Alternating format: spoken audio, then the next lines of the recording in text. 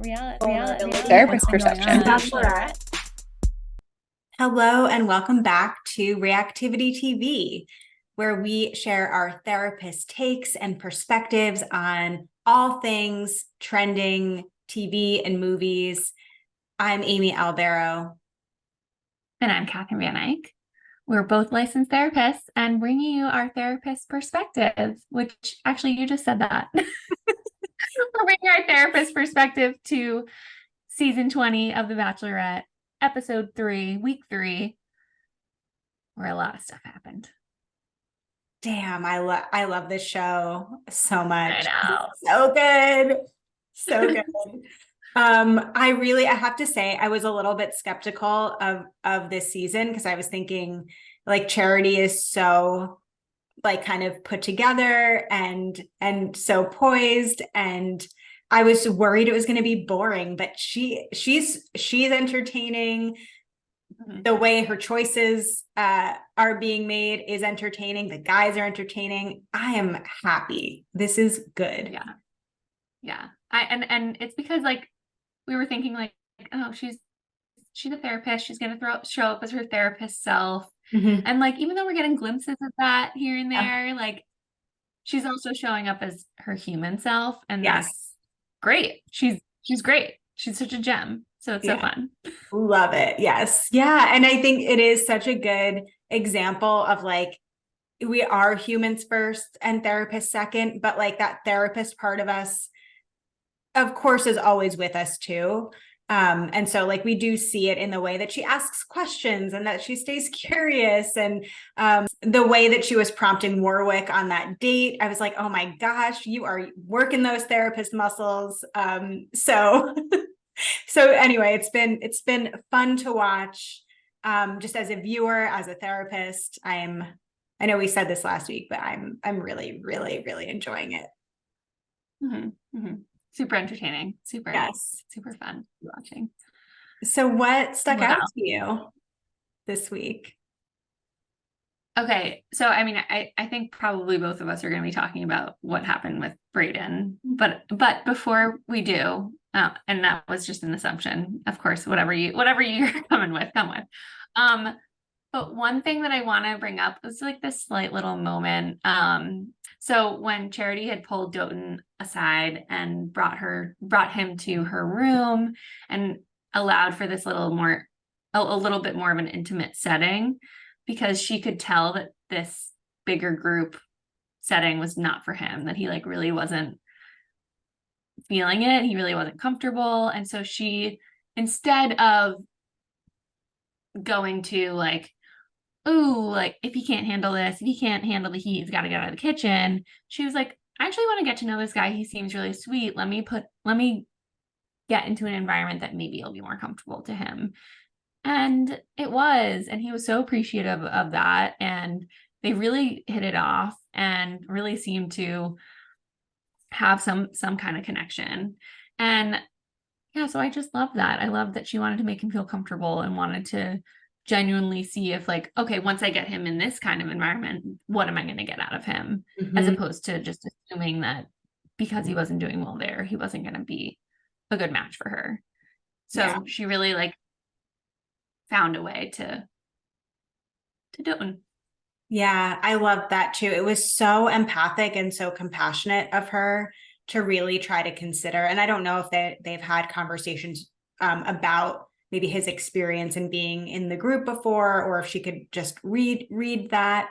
But that was like really like chef's kiss in terms of just like respect for another human. I loved seeing that too. That was great. And I did feel super validated. I felt like I got my like therapist gold star because on when we were talking about episode 1, I had made an assumption or an assessment that Charity was a words of affirmation girly because of the way that like Brayden she was really into Brayden, and she told us that she is a words of affirmation person. And I thought that was also really cool to see that they were kind of talking about that. They were talking about love languages. They were talking about communication in that way.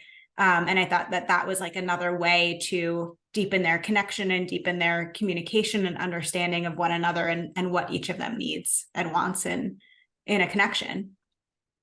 Yeah. I do want to be mindful, however, of people getting caught up in the idea of, okay, well, I need to kind of mold myself to somebody else's needs. Yes. So I think that as long as Dotun then is able to also adjust himself to what Charity needs and what she is comfortable with, and he's able to kind of come out of his shell and make exceptions for her, then we got a good match. But if he's not willing to do that, and she's just constantly compromising and pulling herself away from her own comfort around whatever it is, then there might have some issues there. Yeah, it's so funny you say that, because I was having the exact same thought around love languages in general, as I was watching this show, in that, my worry for Charity, or just for people in general who like have a good awareness of love languages, is that they might overinflate the importance of that love language and then maybe miss the cues or the signs where other things in terms of connection or compatibility might be missing. And I was thinking a lot about that in terms of her connection with Brayden, because again, I think he is someone where words of affirmation comes like really easily to him. He's really good at it. He's good at talking, good at communicating to her in framing it in a way that she can hear it, and can tolerate hearing whatever it is that he is saying. But I think because that is so important to her, that might be creating some blinders for maybe other aspects of his behavior, or the way that he might engage or contribute to a relationship. And so, yeah, I was thinking again the same thing around love languages too, about how sometimes they can kind of create a little bit of like a trap, or like maybe like a tunnel vision. Totally. Yeah, good point. All right, what's something that you had in mind?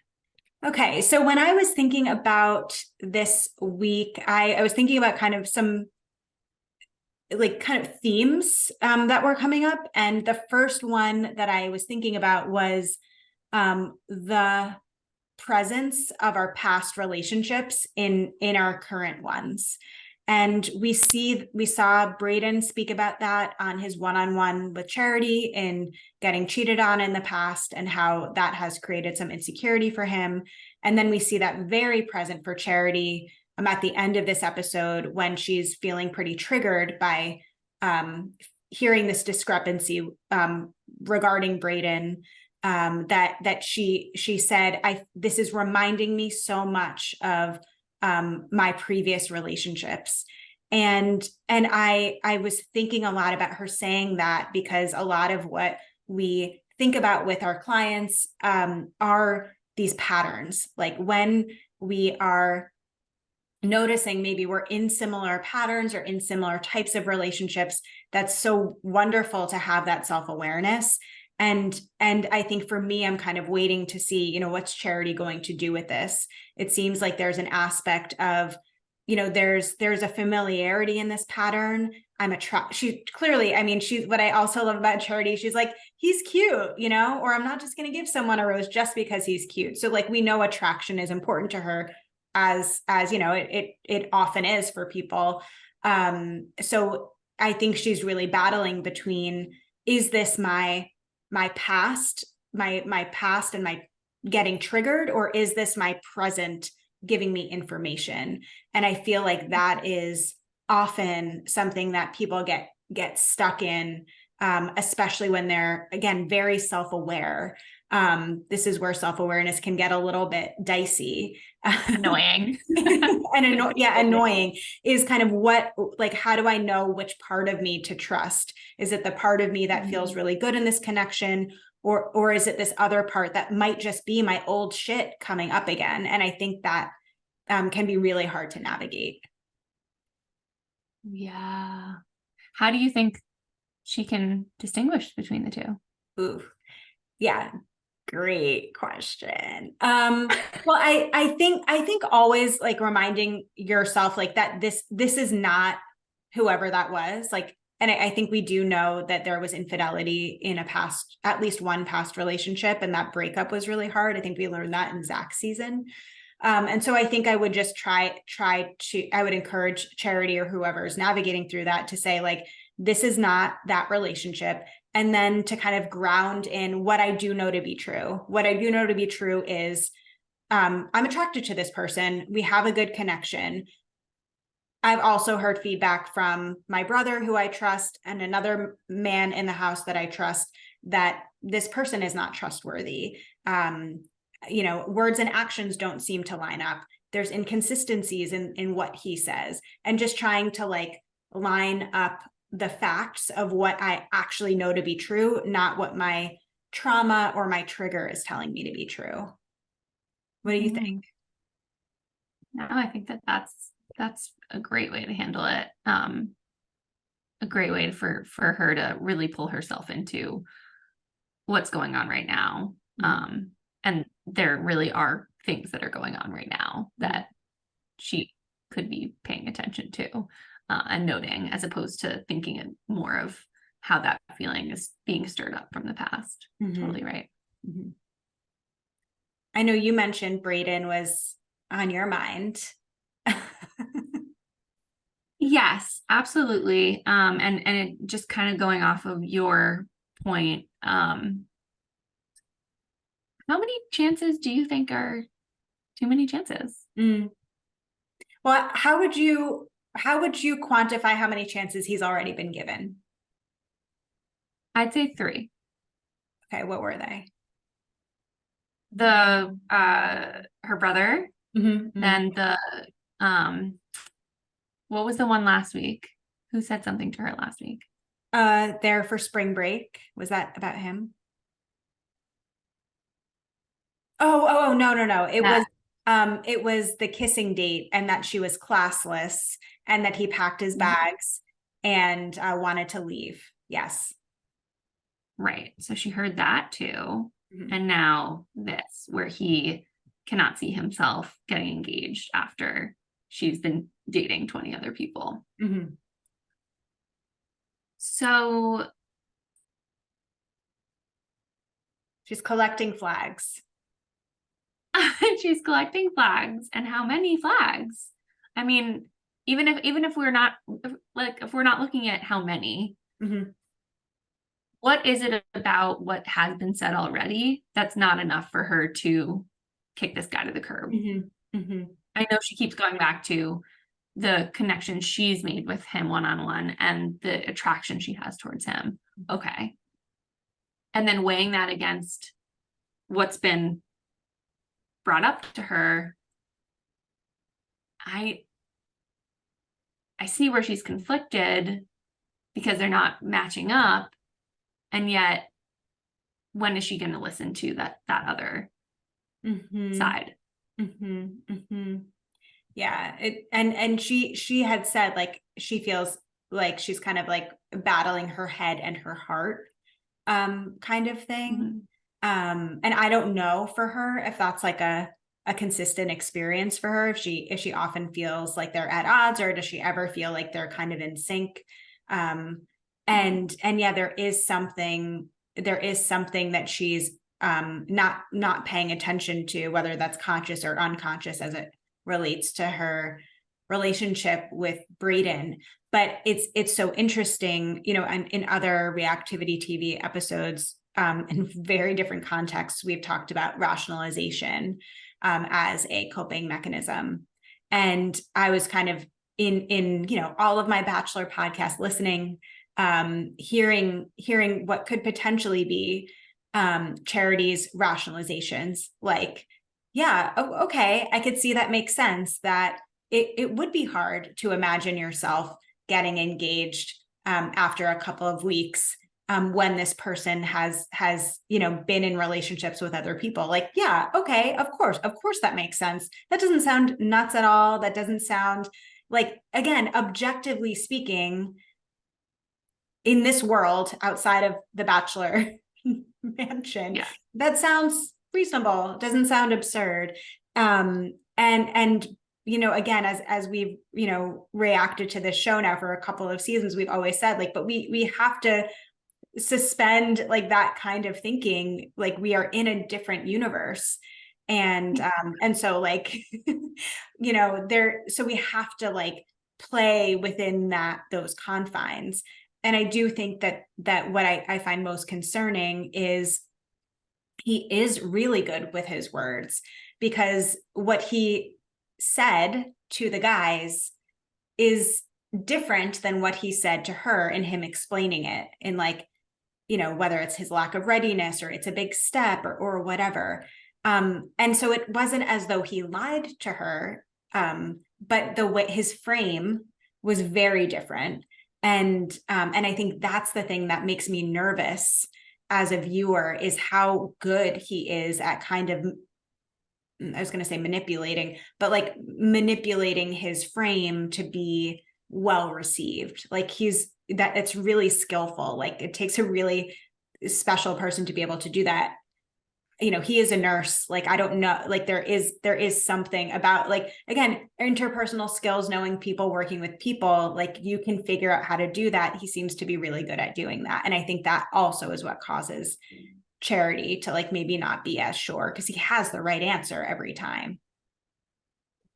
And at the same time, when she says that she's battling her head and her heart right now, her head has a lot more factual information than her heart does right now. Her heart, I mean, they've met a few times. They went on a date together. There hasn't been that deep of a connection growing yet, I think, to push away all of those other things just to follow her heart. Had this been a relationship that she'd been in for a long period of time, or maybe this was the end of the season and then these things started to come out, then, you know, I might feel a little more understanding for the fact that she's battling that, because she developed such a relationship with him already. Yeah. Whereas now it's still so fresh. So when it's so fresh and she's kind of more following that lust than anything, and certainly following that lust more than all of these things that are coming out about him. And that's not,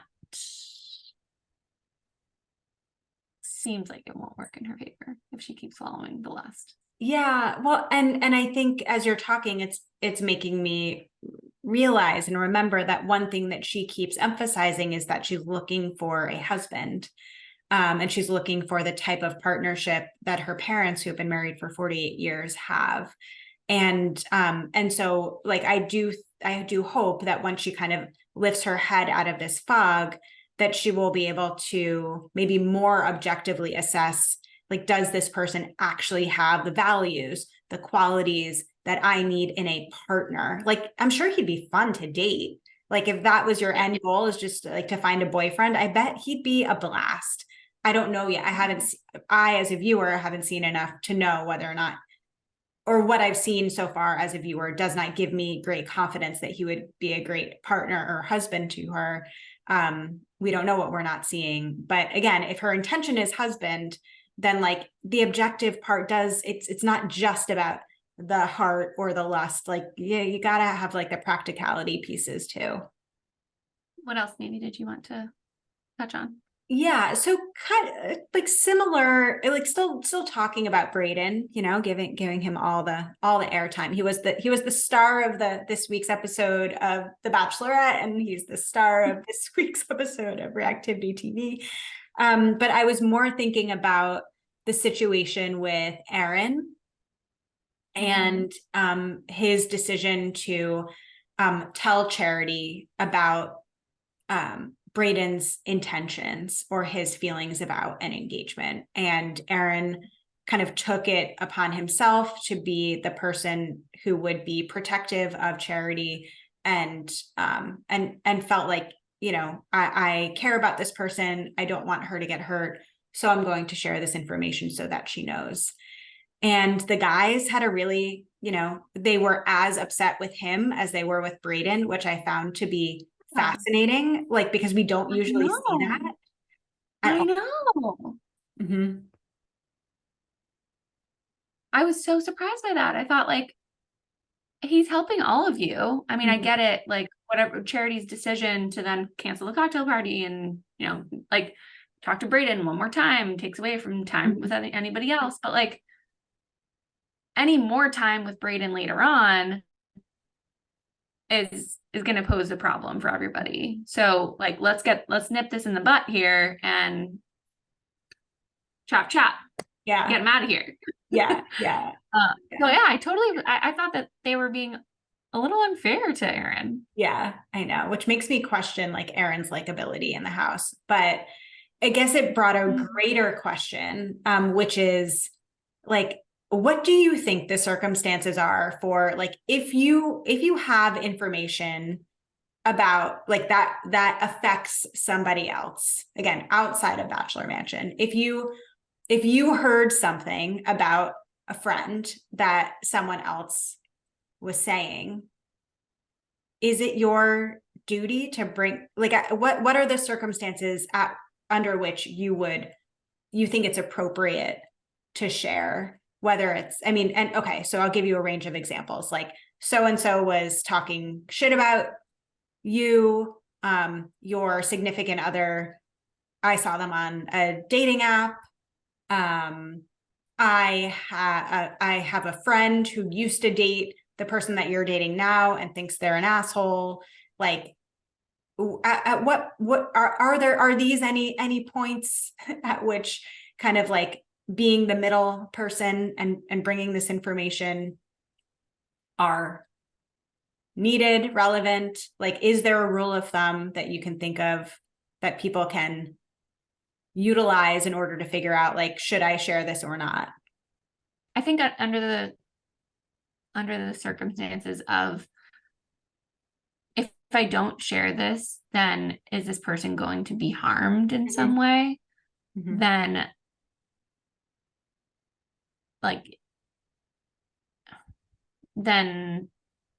I'd say go with it. And I think in this circumstance, I'm team Aaron here. I would absolutely want to know. If I was Charity, I would want to know what's being said about me or about this process along the way.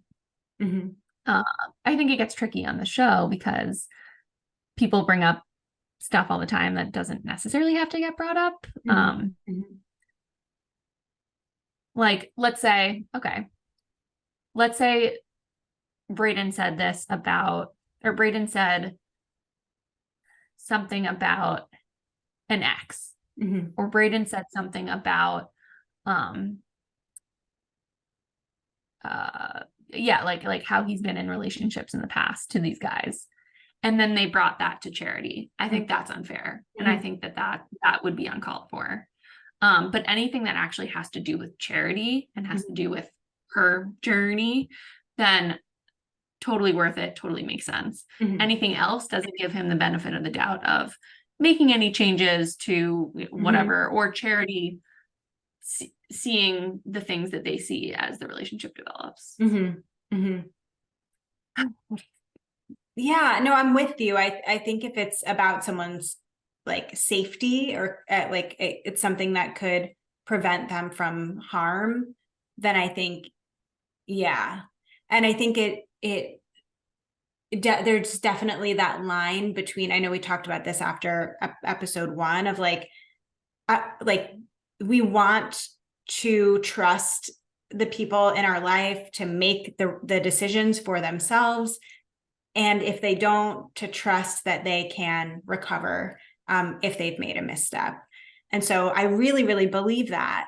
And I also think like there is this like, okay, I think if it's someone's harm or safety, like, if someone's at harm or safety is at risk, then then I think we should tell. And so I think that what Aaron shared is in a gray area. I understand his motivation. I do believe he was genuine in that, like, it wasn't to like improve his position. And then there's another part of me that thinks like, maybe this is just for Charity to figure out. Like, she's clearly, you know, if this was a guy she wasn't really that into, fine, but she's clearly into Brayden, and it's probably obvious to everyone. And so I don't think without like hard evidence, or something like very egregious, she's going to toss him out. Mm-hmm. Yeah, I get that. So it's tough. We see it every season, the tattler. I know. But that's the thing. It's like, it's not like he's been doing it this whole time. Mm-hmm. Brayden's the one that's been tattled on 3 times. Yes, by different people. Right. So that's why I think that this is different. Mm-hmm. I agree. Yeah, you're right. Mm-hmm. I had one more thing come up that actually happened Yeah. off episode. I know we strictly kind of stay within the confines of the show, but I was listening to the Bachelor podcast, which is, out of all of my Bachelor recap podcasts, my absolute favorite. So if you're not listening to that, definitely check it out. It's funny. It's a good format. I really like it. And their takes are really, really good. But they had Charity on as a guest, which, again, love her so much. She was such good energy. She was fun. She was funny. So that episode was a really good listen. But one of the hosts of the show asked Charity, you know, after all of this, like after you're done being the Bachelorette, do you plan to go back to being a therapist? And she said she doesn't. And oh my gosh. Yeah. And she had said, you know, I would like to use my, you know, knowledge and skills in some way, like using a platform, you know, in some way to use those skills. But the reason that she doesn't want to broke my heart. And it's because she said her caseload was just way too high. And that she just can't imagine going back to doing the work, the therapeutic work with such a high caseload. And my heart broke for her. And just for probably her. Just so relatable to you. Oh my God. Yeah. And so many therapists I talk to have caseloads of like 50 or 60 or sometimes 100 people that they are responsible for, which is so unreasonable, borderline unethical. And so it just made me feel so sad that like many therapists are leaving the field because the demands of the organizations that they're a part of are just so disproportionate with the resources that they have. And so it leads to really good therapists leaving because they're so burnt out. And it makes me doubly sad because the population Charity was working with was children and families, which is such a needed population. There are so few therapists that work with kids and families. So I was just feeling so much empathy for Charity and relating to her experience of feeling like this just can't be it for me in this field. And I give her so much like credit, praise, like for finding a way to engage in her like knowledge and experience as a therapist, even if it's not, you know, sitting in front of a client and doing that kind of work, because it's really tough. And it's tough. Well, and it sucks that she's not thinking that there's, I mean, I get she's thinking that there's an alternative for her to use what she knows and on some sort of platform, but she's not thinking, how can I do this and in the way that I love and the way that I intended to, stripping all of those other excess things away, the caseload demands, anything else that maybe her organization was demanding. And she was looking for a place, maybe like Revive.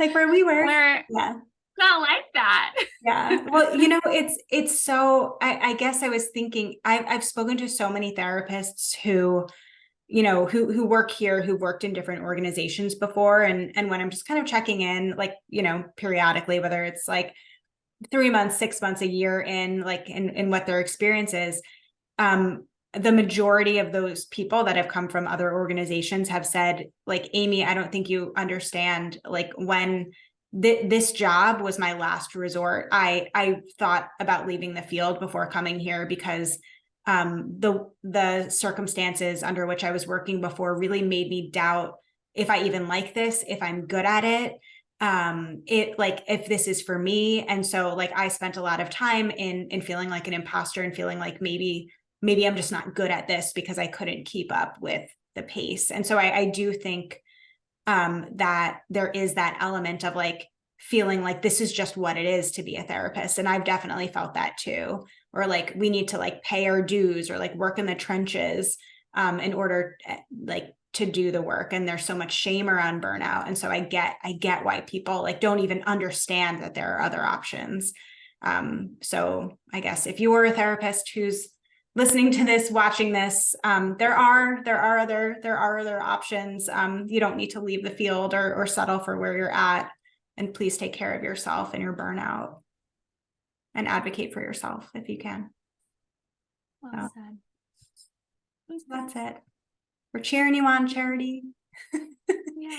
In love and in therapist life. Okay, well, we'll be back. We'll be continuing to discuss our therapist reactions to The Bachelorette. We're going to have a 2-part therapist reactions to The Bear season 2, which was so good. So that'll be coming up soon, and there's so much more. So stay tuned here. Always let us know in the comments what other shows you're watching and that we should be watching too. But we'll see you soon. Bye.